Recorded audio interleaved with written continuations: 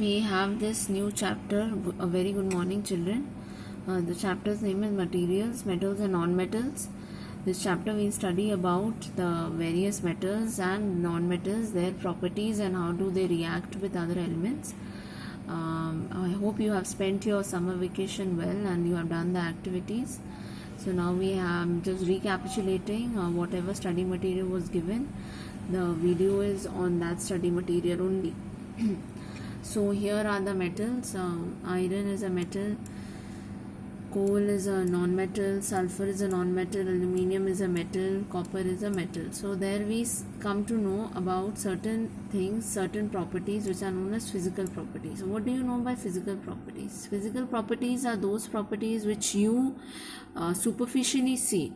Okay, superficially see them, what is the shape, size, okay.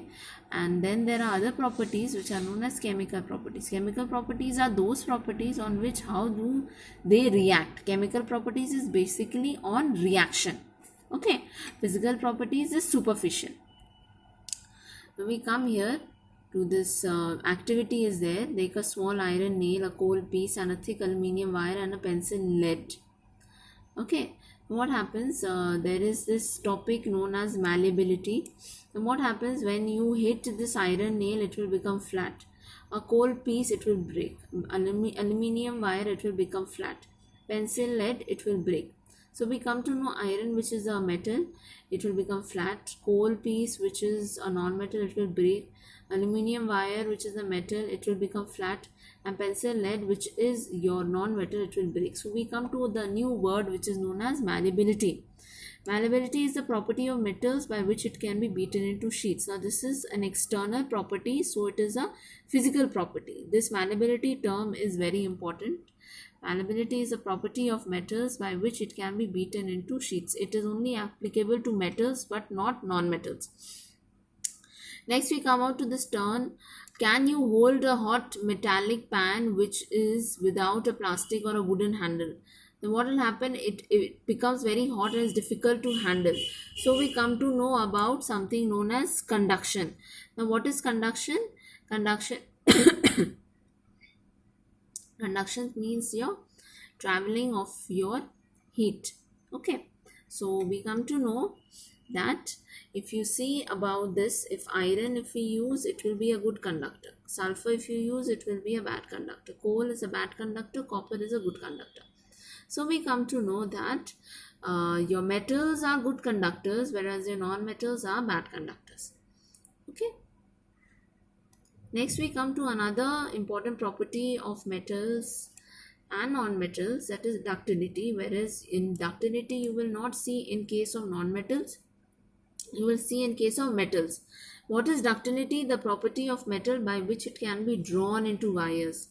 Obviously you see copper wire, you see aluminium wire, you even if it is possible there is maybe silver or gold wires also, but that is very expensive. But you don't see non-metals in forming wires. So we come to know of this term ductility, which is shown by metals only. Okay. Now we come to another term which is known as sonorous. What is sonorous? Means ringing noise. You bang a metal, you will hear this, it is sonorous, it will make noise. Whereas in case of non-metals, it does not make noise. So we come to know about malleability, we came to know about conduction, we came to know about your ductility, we came to know about your sonorosity. So sonorous means that it can make sound, whereas metals can make sound, non-metals cannot. We can say that some materials are hard, lustrous, malleable, ductile, sonorous and good conductors of electricity. So these are your metals. All this is shown by your metals. Materials which generally possess these properties are known as metals. Examples are iron, copper, aluminium, calcium, magnesium. In contrast to materials like coal, sulfur, coal and sulfur are soft and dull in appearance. They break down into powdery mass on tapping with hammer, so they are poor conductors of heat and electricity. Okay, so they are known as non-metals. They do not show the properties of malleability, ductility. Okay, we come to this. This is a very important pink box, which is like metals like sodium and potassium are soft. So you come to know that metals are soft. Mercury is the only metal which is liquid. So this can come in your short answer type questions. Please learn this up. Next, now we come to the chemical properties. Chemical properties are the reactions. Okay. So there is a chemical property in the first case. You see reaction with oxygen. We are taking the first case is of your iron.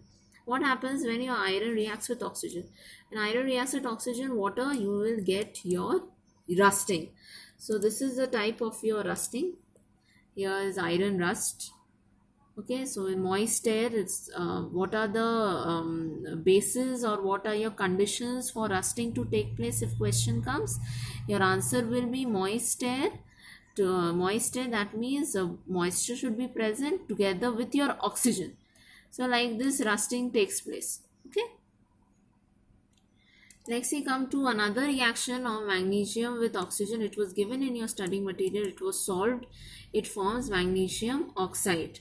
Okay, so whatever is the case, whenever a metal reacts with oxygen, it always forms oxides.